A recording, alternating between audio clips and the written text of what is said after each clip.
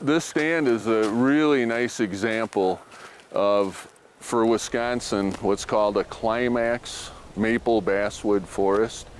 So there hasn't been a lot of significant disturbance in this forest stand for a long time, and that's why sugar maple has come to dominate. And if you look around, it's just a dense stand primarily of sugar maple. We're blessed really in Wisconsin to have a very diverse array of forest communities, and that diversity arises for a number of reasons. One, the climatic variation. We're a fairly long state, so from the northern part of the state to the south there's quite a latitudinal gradient.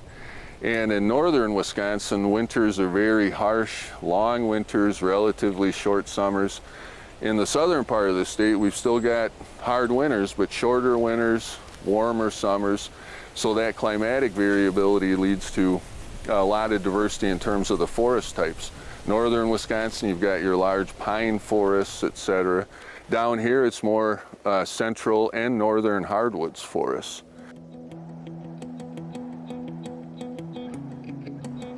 This maple stand, which you see around us and behind me, is a part of our family farm. And this farm's been in our family for 7, now almost 8 generations. My family's made maple syrup for generations, but it was always on a small scale, just for ourselves, for friends and family. But about 15 years ago, we took the step to become a commercial maple operation, which is when we tapped most of these trees here. And then about 8-9 years ago, we put up our own sugar house, bought an evaporator, and started to make our own syrup. And from there, it's just grown.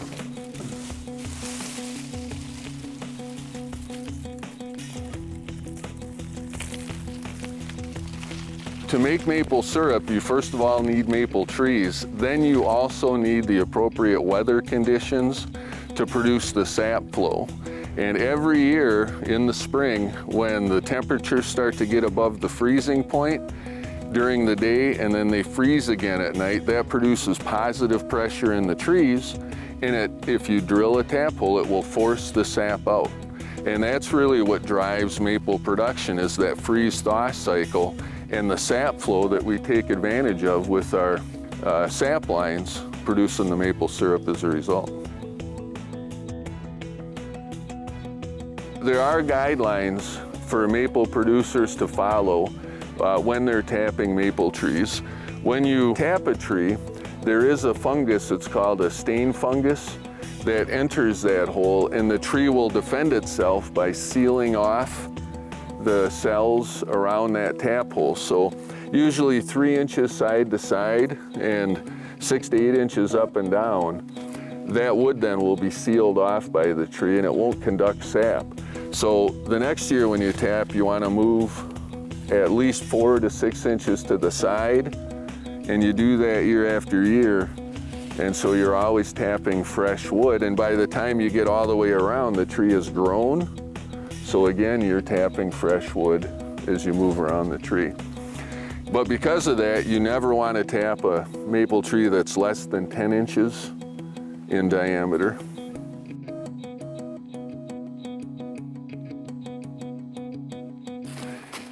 A lot of people worry that repeated tapping of maple trees will injure the tree, but there's been an abundance of research that suggests there's really no health impact on the tree at all. In fact, if you look, you see right here a number of old tap holes, and this is probably the one we tapped last year, and it's already closed up. Usually by the end of the first growing season, that tap hole is closed, and so there's really no health impact from tapping to the trees whatsoever. Yeah, there's a number of them here. You can see we've tapped this tree for many years, but I'm thinking this is probably the tap hole from last year.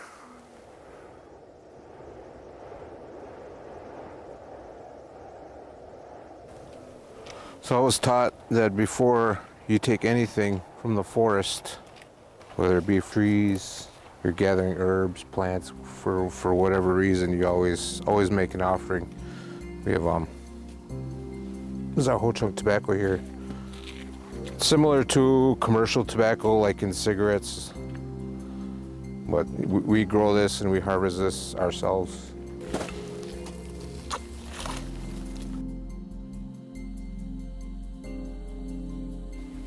So, next step, location of your tap. A lot of people say a south-facing tap because of the way the sun moves in the sky. It's always hitting this part of the tree. In reality, you could tap anywhere around this tree and be okay. So,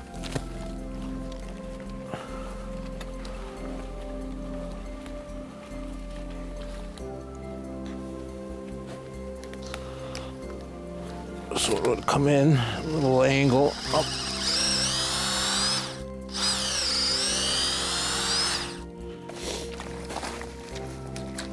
So on a warm day like today, they'll start running immediately.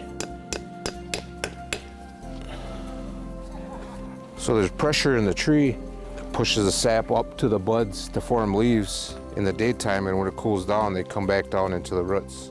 Here it goes.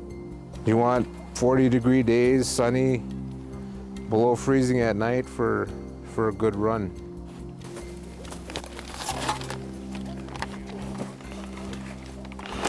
People could hang buckets from trees.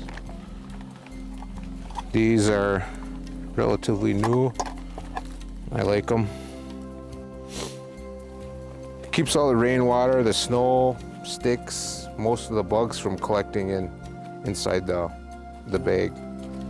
Whereas if you had a pail, it'd be open, to the rain, to the snow.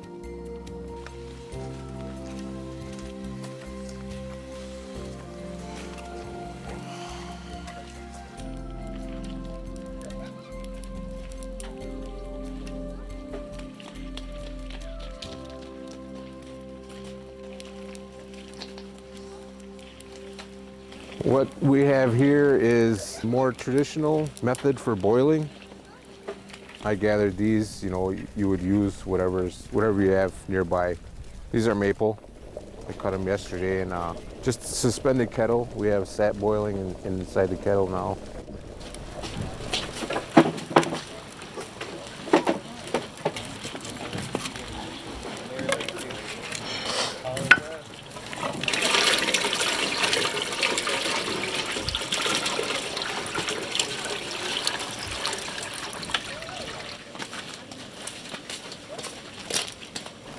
So this is a flat pan, flat divided.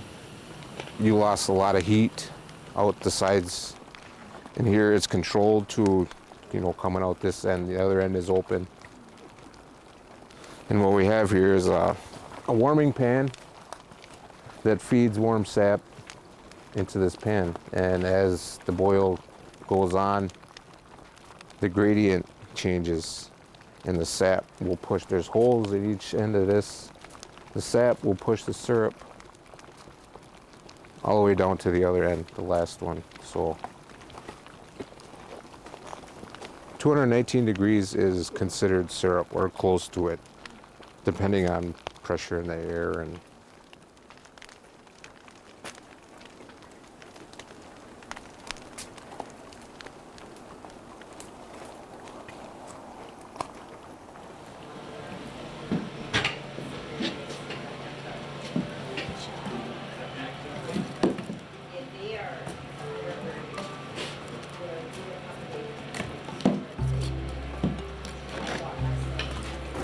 same concept as outside. We have sap coming in to a float box that you can set the level in the pans. You want 1.5, 2 inches in all the pans. So comes in, same thing, it flows through here, down, down, down to this end. Down at that end we have an auto draw-off valve with a meter. You set it to whatever temperature you want. When that temperature hits that mark, then it opens up a valve and syrup will come out.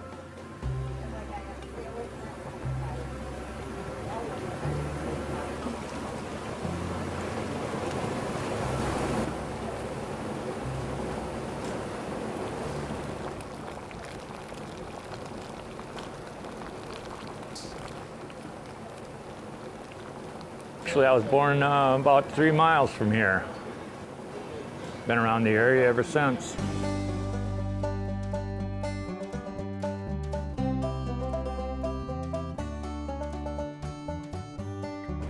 Well, we bought this in '88, and we walked it. This had a lot of maples, so we decided that we would try it. And I showed you the picture of the guy that started it for us.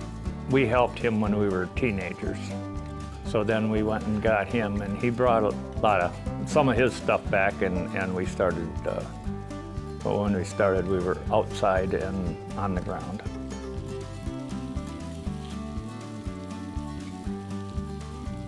We used to do it with buckets, and we would put the buckets out by the trees, a 5-gallon bucket like those there.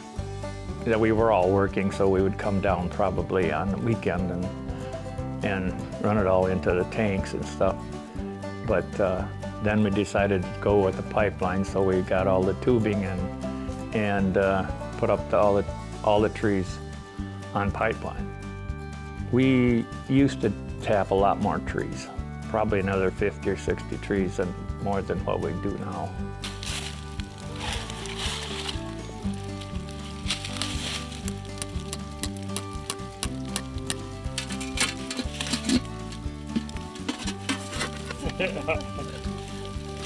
It's running.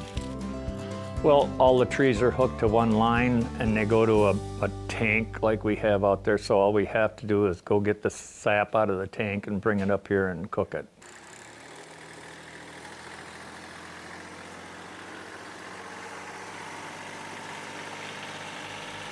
Well, we got an 80-gallon tank, a pan, I should say, and we fill it up and get the fire going, bring it to a boil, and we keep adding. Let it go down about 4 inches, and then we add more sap, and we keep track of the number of gallons we put in there, and we just keep going until it's about 400 gallons, and then we cook it all the way down, take it off, and it's syrup. Done. Usually around 3 days when we do it this way. This is the old-fashioned way. The most we ever made was 110 gallons, and the least we ever made was, I think, 11. So it all depends on the season and the weather. It's all weather related. And this year we're going to be, well, we made about 70 gallons last year, and this year we're going to be pretty close. But our normal is probably 40 gallons. No, this part of Wisconsin, there's a lot of people around that do maple syrup. There's getting to be more every year. So, but most of them are bigger than we are. We're pretty small. And most of them have evaporators. I don't know of any that cooks it like this.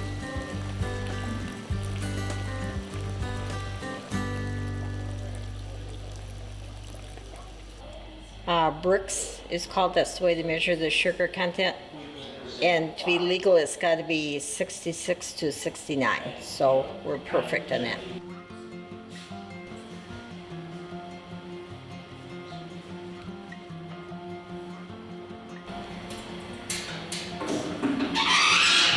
The decision to go from just what I did as a child, just enough for our own family, to do it commercially. So I bought my farm 30 years ago, and then we wanted to work with forester to make sure we were taking the best care of the trees in our forest. So the forester came out and walked through the woods, and he said, "Do you know you have a lot of maple trees here, and you should consider being a commercial maple syrup farmer?" I'm like, "Well, tell me about it." Well, it worked well because that forester was a maple farmer himself.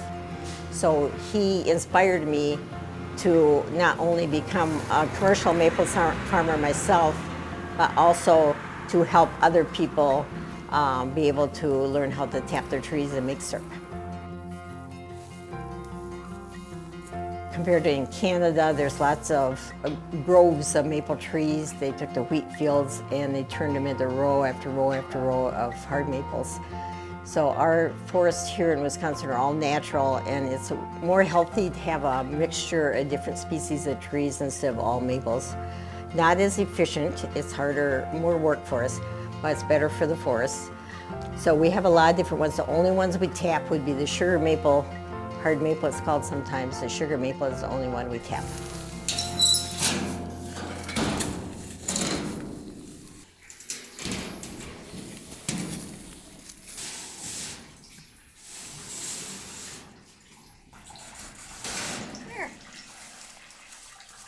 So what we watch for, you have to keep an eye on the trees. And as soon as you see buds starting to come out on the tree, then we stop collecting it. Even if it keeps running, we would stop. Because when you see the buds on the tree, then if you cook that sap into syrup, it will be very bitter. And I think that's Mother Nature's way of protecting the tree. When the trees start budding out, the leaves, the buds, need that nutrients from the sap. So we stop as soon as we see the first bud. We stop collecting, even if it's still running. So the maple sap comes from the trees. We collect it from the trees and we bring it to buildings like this that has a method like this or other methods for cooking the sap into the syrup.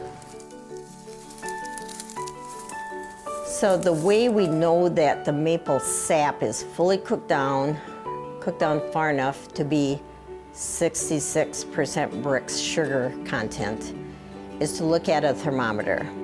You want to bring it up to 219 degrees Fahrenheit. When it gets there, then you know that you've cooked it down enough and you would take it off.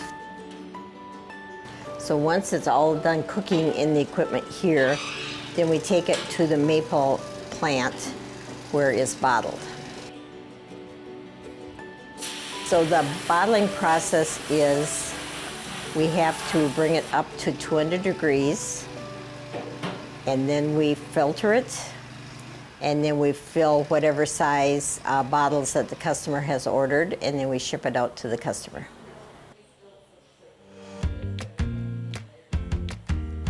The syrup has to be pushed through its papers that are in what's called a filter press. So there's several pieces of paper and the pressure pump pushes the syrup through there.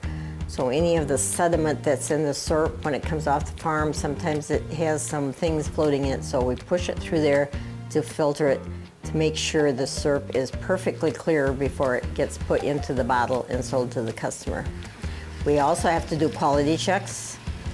We have to test for sugar content to make sure it's the legal sugar content, 66 or 67 or 68% bricks. And we also have to test for what color it is. And the colors are the grade, consider the grade of the syrup. From the lightest syrup to a darker, and then darkest syrup are the 4 grades. So you take a test tube, sample bottle, you put it in the reader and then you shoot a light through it. So if a lot of light goes through, it's the lightest grade. And then if less, and then the darkest one, very little light goes through it. So that's how we determine which grade of the 4 grades that the syrup has to be labeled on the bottle. Pretty much the beginning of March through the beginning of April is when the trees are giving sap and we're cooking the sap into syrup. So at the beginning of that 4 or 5 week period of time, the color is always the very lightest one of the 4. And then each week of the month, it gets darker and darker and the darkest, and by the 4th or 5th week, it turns very dark. And the taste at the beginning of the month, beginning of the season, it's a very mild taste, and it gets a little stronger, and then the strongest by the end of the season, the end of the 4 or 5 weeks that we're making syrup.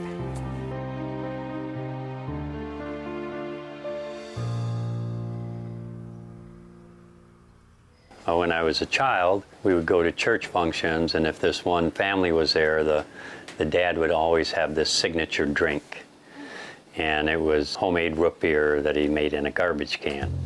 So how cool is that if you're a kid to drink out of homemade soda out of a garbage can, you know?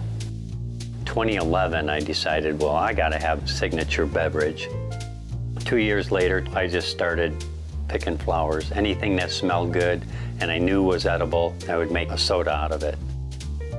I started doing tree blossoms. I would do locust blossoms. I did basswood blossoms, which are super yummy. Really good as a soda, really good as a vinegar. 2019, I had like 200 gallons of vinegar. And so I thought, well, I'm just gonna start tapping all kinds of varieties of trees. I was already doing soft maple, which I had in my yard. So then I got sugar maple, which was the normal tree that people tap. So that's where I started making my syrups, by doing those, and I would pair them with the vinegars that I make to get the sweet sour effect. So this was my first run, and they'll always be a lot lighter. And this one was later. And then also, anytime you put something else in it, it'll make it a little deeper in color, and that one has the jalapenos in it. If you know what a sugar maple syrup tastes like, silver maple will have like a more of a vanilla flavor in it. Just a little hint of vanilla in it. And then box elder is another form of maple, and that one will have a hint of butterscotch in it. And when you buy maple syrup, they're generally gonna be the black maple or the sugar maple, and there might be some silver maple in there, but for the most part, they're gonna be the sugar maple and the black maple. So that's just a real nice, sweet syrup, maple syrup flavor.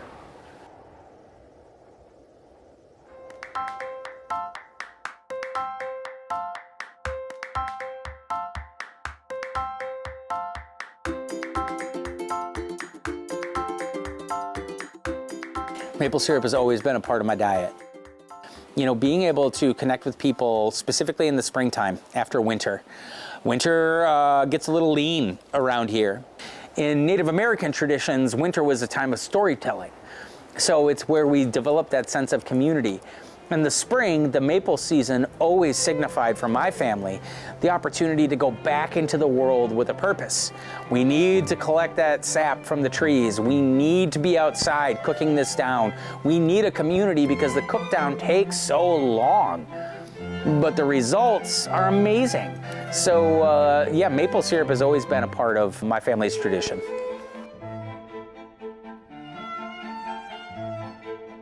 I think that local food and locally sourced food is kind of it's an act of rebellion. So much in Western culture pushes us to conglomerate. So much of the process that we put around food production. I think maple syrup is so much more complex than just pancakes. That's not to take anything away from pancake, because there's an old adage like it sells like hotcakes, and hotcakes are popular for a reason, right? But I really like to approach it from a level of simplicity. So to cook with maple at home, you know, I use it in marinades, I use it in savory applications, I use it in sweet applications. I think that it has a nuance all to itself. If you want a vinaigrette or you want something with viscosity, it already has that. If you want to make a cocktail, it already has that sugar in solution. So all you literally have to do is add just a touch of it, and it completely expands your repertoire. And if you're buying that from someone that maybe you met at a farmer's market, or from somebody that you bumped into who has maple or has access to maple, suddenly you've opened yourself up to the storyline of something bigger than yourself. And that's the connective power of food.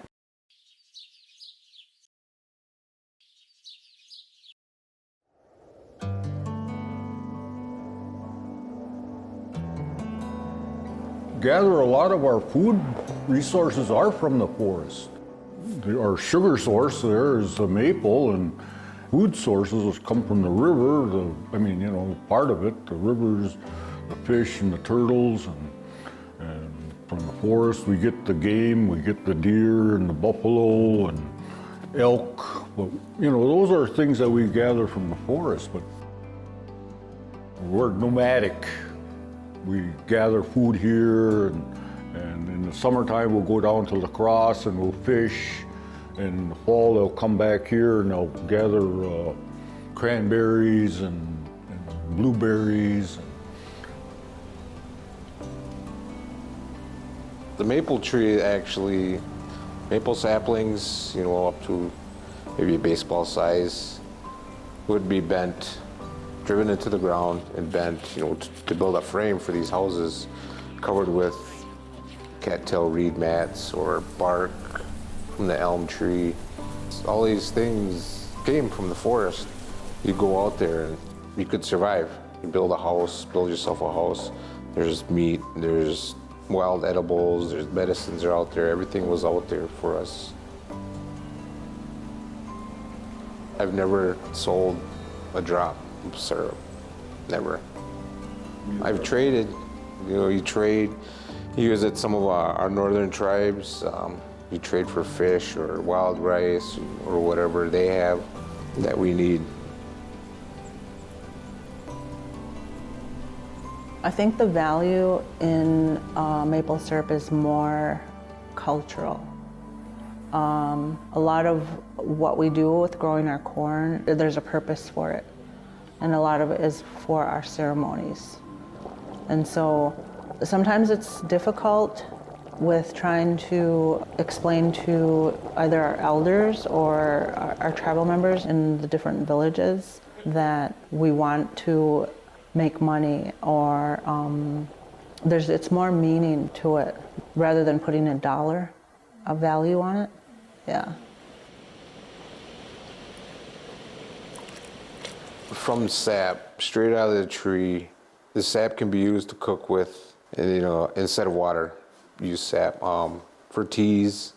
A lot of people use it for teas, and getting into the syrup, you know, as pancakes and waffles and other kind of desserts like that, and boiling it down even more into sugar, which is kind of a big goal of ours here, is to get away from the refined white sugars and introduce this maple sugar, which is a lot healthier. What I can say about maple syrup is that it's a natural, it comes to us from nature, and so it can't be bad. It is only good for us. And we have a lot of health issues with our tribe. If we can start using maple syrup as a substitute, as a sweetener, then we're doing our people good. Maple syrup farming is very labor intensive, but all farming is. All farming is very, very difficult, very labor intensive, yes, but it's very rewarding to know that you're turning a good quality food product than is available for people in the grocery stores, and more farmers are trying to sell directly to people, not through the stores. They go to farmers markets or sell directly to people that will be using it in their homes. So very rewarding, lots of work. We call it a sweet business. It's fun, it's sweet. It's something that's very, very, very important to us to make sure that our children and their children inherit a very healthy and diverse forest community. To do that, we actively manage our forest stands. The sugar maple stand, there's not much we need to do because that's a climax forest. It will sort of perpetuate itself. But on this site, in this oak stand, if we did nothing, this would also become a sugar maple stand after decades or perhaps a century. For maple syrup production, that would be good. That would give us more maple trees, but in terms of overall diversity and the ability to support a healthy and diverse wildlife community, that's not what we want. So we intercede and we try to provide that element of disturbance that has shaped oak forests for thousands, hundreds of thousands of years. On this site, again, we burn it. And I come in with a chainsaw and remove species that we don't want here, again, to allow that sunlight in so those young oak trees have a chance to grow and maintain this site as an oak forest.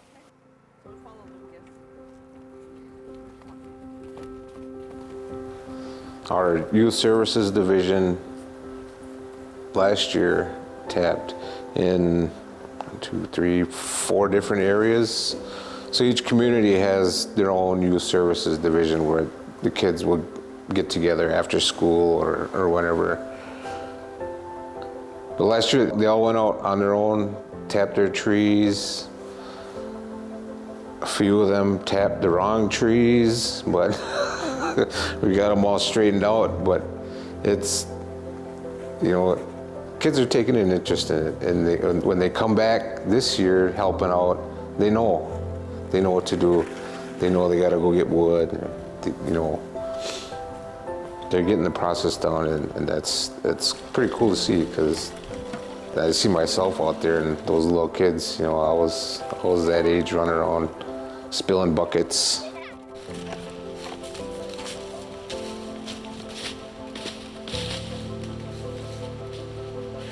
It's difficult. It's like living in two worlds, you know, our traditional way, following the way our ancestors have lived for thousands of years, and today, the way things are. It's a balance, and it's up to the parents, to the older ones, to get those kids out there and show them our traditions, what our culture is all about.